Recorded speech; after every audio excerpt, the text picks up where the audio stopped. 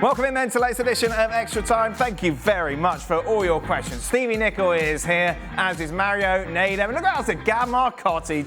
Gab, I'm disappointed there are no food questions. That's my favourite part of Extra Time, is getting you and Stevie to argue about culinary tastes. But none of that nonsense today, because we're going to talk about soccer, okay? Because this is a soccer show. If Arteta doesn't win the Premier League or Champions League, Gab, is next year a must-win, or will he be sacked? No, I don't think next year it becomes a must-win. I don't think Arsenal think that way. I think they're going to judge on whether this team continues to progress. This is still a young side in many key players, and they're going to see whether he can close the gap and whether with the top. Obviously, there's a different team on top than there was last season, but I think they're going to look for progress, especially in Europe, and take it from there. Stevie, 20 games played. Nottingham Forest have the same PPG as title challengers Arsenal. You know what PPG is? No. Points per game. Right. They are defensively sound and have an in-form Wood with a good supporting cast. What do they need to do for everyone to take them seriously for a top four finish? We have 18 games left. That would suggest that people are not taking them seriously for a top four finish. Okay. So what do they need to do for people to take them seriously? They're the same PPG as Arsenal. They just need to keep doing what they're doing. Okay. And you talk about consistent. I mean, we're always going about how inconsistent teams can be and players can be. Well, this team and this group have been as consistent as anybody so far this season, including Arsenal and Liverpool. So I absolutely think teams are taking them seriously. Nedum, get ready for this deep tactical question here about Forest. How difficult is it to stay consistent with the drop deep and counter strategy of Forest? Very effective and efficient, but must be boring for a player. Stay consistent. Does it mean boring from like playing against it or playing in that system? I imagine playing in that system as a player, you're bored, going, "Oh, I wish we were losing." Nah. Never in a million years is anyone wishing they were losing. I think when it comes down to the nature of that team, I think it kind of suits them. You see someone like Onuoha who's very good at 1v1s defensively, but doesn't necessarily always score a ton of goals to get a ton of assists. So he can pass the ball over to Anthony Elanga. Here comes a Gibbs White. Here comes a Hudson-Odoi. There's the big striker as well, chipping in with the goals. So I think from a defensive standpoint, I kind of like it because you can stick to your job. There's not an expectation that you need to play 60, 70 passes. You need to take certain risks in certain areas. Like, just be committed because those around you are committed as well. And I think whilst you're getting the results, it's a joy to be a part of. And for them as well, with all due respect, they're not scoring that many goals. So maybe if the goals sort of drop, it gets a bit more awkward. But while they are and while they're winning, believe in it. Step out on the pitch and enjoy being on there with that team. Mario? Yeah, no, I totally agree. If I played in this system, I've played in teams that had to do stuff like this. Not all the time, but especially, playing for Birmingham or Wigan sometimes. Yeah, you sit back and you hit them on the break. But one of the key things that I saw today for them is, of course, like Stevie said, the discipline, continue and everything, but they should not allow their goalkeeper to be that much in action because, like against Wolves, they couldn't get the ball over the line, but against someone else, they might get hurt. So they have to be careful that they keep it going, that momentum, and that's clearly going to be discipline. Gab, I'm going to hijack this next question a little bit because you kind of answered it during the show. Because you said, out of all the storylines emerging from the Supercoppa today, which story is the most remarkable? You've got a three option, Tammy, Teo or Pulisic. What's interesting, you brought up Rafael Leao and how he was brilliant in the second half. How do Madrid fans deal with someone who is so... Milan fans deal with someone who is so Jekyll and Hyde? Well, but the thing is, when he's trying to think who the good one was, when he's Jekyll, right? Dr. Jekyll was a good one who cured people. Mr. Hyde was the bad guy who ran around beating them up. When he's good, he's really good. And he's been good enough. This is not a high-scoring game. And when he's been good enough for 5, 10, 20 minutes, a half. And that has won Milan games. And you look at his production at the end of the season, a couple years ago, I think he was double figures in both goals and assists. And, you tell yourself, okay, this is fine. I can live with him not tracking back. Heck, Vinicius and Mbappe don't do much off the ball either, right? But they produce a lot at the attacking end. I think the difficulty with Leao is does he want to be that kind of player, or does he also want to be the skill player who also works off the ball? Because, Pulisic, for example, we mentioned there, who had another tremendous game tonight, that guy runs his backside off the ball. I mean, he's the most humble player when not in possession. So I think that's a difficult thing. It's been frustrating for Fonseca. It's not like Fonseca says, I'm going to turn you into Park Ji-sung or somebody, but he does ask him to make certain movements, certain runs, to help out the defender behind him, who unfortunately in Milan's case happens to be Theo Hernandez, who's another one from the Trent Alexander-Arnold school of defending, and that's when you run into problems. Nedum, what's it like playing with someone like Rafael Leao, who is so hot and cold, yet they've got the talent to win you the games, or indeed can just disappear for the 90 minutes? I think the only comparison I can have as such is Adel Taarabt, and here's the guy that's one of the most talented players I think I'd ever played with. To be fair, the same for like a Ravel Morrison. Their best ability is they're amazing, at times unplayable. But then you see the other side of it where they can also blow cold trying to do the same things. But then at that point you're thinking, well, maybe there'll be a spark whereby they'll just work really hard. Because for people who aren't as good, you just work really hard to make sure that you offer something. But then they're not very good at doing that either. So it is a bit frustrating. And at times you just got to celebrate the good moments, because when they are on, you just get this feeling like you're just going to win. They're going to find a way to do it. And lo and behold, they're always attackers. Fancy that. Was Robinho like that at all, Nedum, or he just didn't care at all because he thought he was at a different club? Well, that part's also true. Robinho very much thought he was signing for Manchester United, but from when he was at City, he was. I think he had 11 goals by Christmas. I think he finished the season with 14. So it's fair to say the second half of the season was a bit different to the first. Yeah. But again, he was somebody when he was on the pitch with his skills, with his finishing, he was a huge difference for us. There were times when he felt like the Robinho of Real Madrid. And then come the end of the season when we as a team were stinking a little bit, all of a sudden he wasn't very good at tracking back his fullback. So yeah, it's one of those things. It balances itself out in time, and he was good to play with because his quality was so high. I want to come to you as a coach in a moment. I just want Mario, name names for me. Who's your Robinho, Adel Taarabt, or Leao? I had a guy called Charles Nsambia, very talented, very good at Wigan, but when you want to go in those guys' head, the quickest thing you have to do, I think, as a player, you have to create a certain level of respect. If he doesn't respect you, he will never listen to you.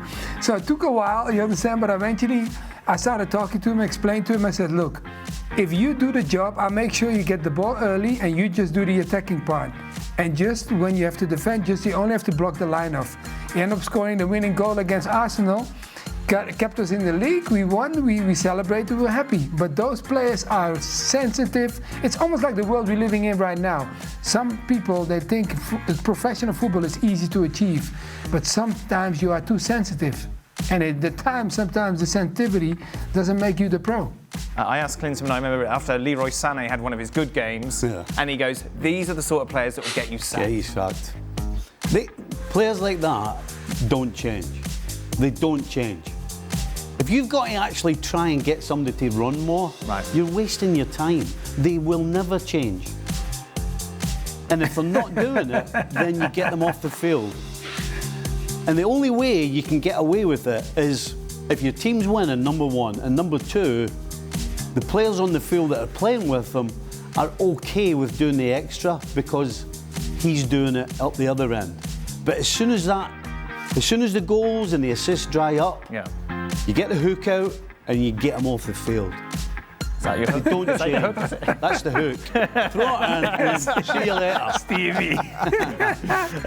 Stevie was a good fisherman. Sit next to me for the rest of the game, son. Gab, is Pulisic Milan's best player?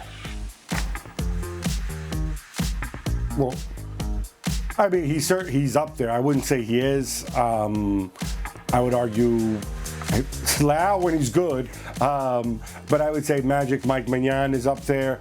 Hernandez can be, but often isn't. But he's certainly up there. He's certainly turned into. That's not good. That's not good. That's not good with a goalie. You're one of your best players. Football Americans will not be inviting you on, Gab. But that's like saying.